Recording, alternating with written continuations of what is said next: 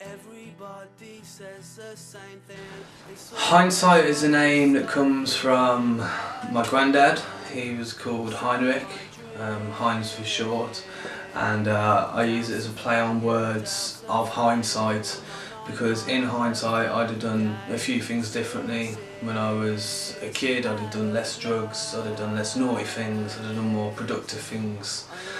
Hindsight is all about expressing myself, my journey, my views, my thoughts, my opinions via song.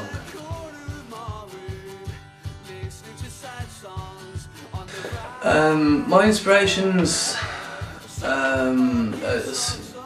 there's literally so many. If music is good, and I know that's such like a vague thing to say, but if it's good, I love it. If it's creative, I love it. I love people like the Beatles and the Beach Boys. I love big harmonies and the wall of sound and big choruses, and I'm a real big fan of the Kooks and the Maccabees. I love Charlie Simpson's new work, and Joshua Radin is ace also. So yeah, I'd say it's a mixture of all those things.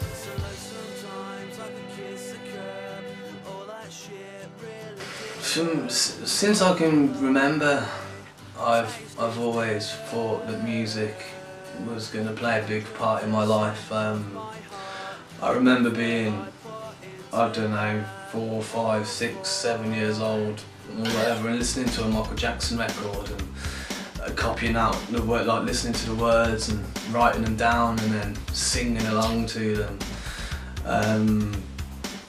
I guess it really hit home when I went out and I bought my first ever record, which was Straight Outta Compton by NWA, and I thought to myself, oh, I want to be able to express myself in that way, and that's when I first started taking it seriously, or doing something with it, if you like.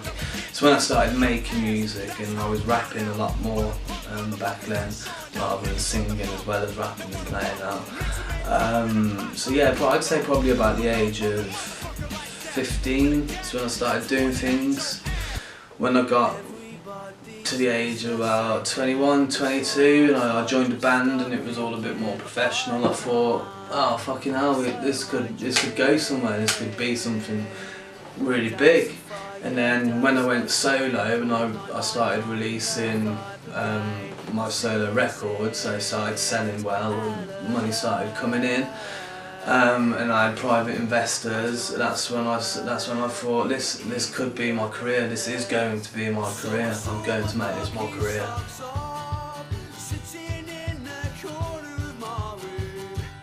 Challenges, I guess the biggest one as a musician that's releasing music is sites such as Spotify. They, as you know, they let you stream artists' music, which is awesome. It lets everyone hear it, it shows it to a wide audience. But I'd say a negative thing with that is it doesn't pay me. So for example, one week I had 292 streams on Spotify, I got paid 54p, and I know it's not all about the money, but at the end of the day, this is my job, and that is my work, so it is kind of about the money. I wouldn't, you know, if you were a painter, like, you wouldn't just give your paintings away for free. You know, you'd sell them for 60 or 70 quid or whatever. You know, my records only cost a few quid anyway. But there's companies such as Spotify that are literally giving my work away for free, therefore making it harder for me to continue making the music and giving my fans what they want to hear.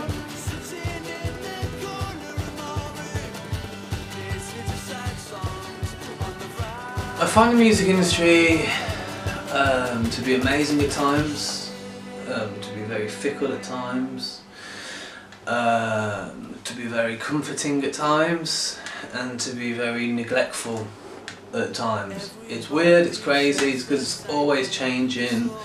It used to be you release a record and gig to promote the record and make the money from the record, but now it's like you release a record and you're making your income's coming from your shows, your live shows.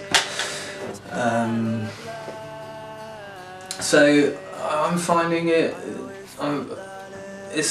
it's all still so new to me. It's all unfolding. It's like I'm in a maze. So I'm just enjoying the journey of the music industry, you could say.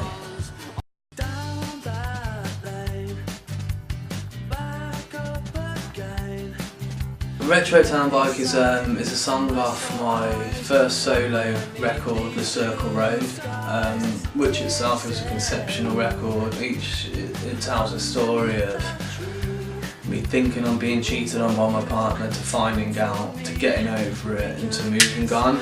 So each song kind of leads on. And Retro Town Bike was the point where it was the first point after I found out she cheated on me that I could fancy someone else, because I literally just saw this chick going down New Road in Bromsgrove on a retro town bike, and I wrote a song about it, as simple as that. I saw her around here and there in fields reading books as well. Anyway, it's a really funny thing about that is I was chilling in my mate's music shop, and she walked in, and I was like, oh fuck, Elliot, it's that good, I don't know where that song went, man. And so I got to talking with her and found out she was a musician herself and she was a guitar teacher, and got her email address and stuff. Anyway, I thought it'd be really cool to tell her about my record and that I'd wrote a song for her. And rather than getting the romantic comedy love story ending, she thought I was a complete psycho and never spoke to me again. Straight to the point, man, I don't do bullshit, I don't do gossiping or leaving. This Town is a song off my second record, which was released this year. It's available on iTunes and Amazon and Spotify and Deezer, any digital format online. This town is about a small cliquey town where everyone knows everyone knows everyone's business, and it's about the chit chat, it's about the gossiping, it's about the bitches, it's about people just not getting on, and basically me saying, you ain't gonna break me, I won't show a frown, you know, I will rule this town, you know, I'll walk around with my head held high, don't give a fuck what anyone thinks about me, because I've got some really good, loyal, close friends that love me, and unfortunately, like everyone, I guess I've got some haters that hate me, and I like that they hate me, because they obviously think a lot about me, so hello haters. That is this town, it's just me expressing that situation.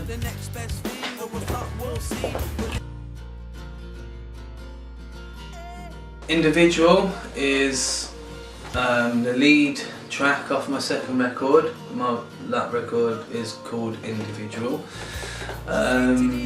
It's about a girl I met who is individual, and it's just kind of a story and an insight of what happened when I saw her, when I met her, how I felt. That's pretty much all there is to it. The song itself is quite self-explanatory. I built up the harmonies on the choruses because I'm a big fan of that. I used my voice as an instrument in and out of verses. Had a lot of fun with it, and it turned out to be a really catchy tune. So that's Individual.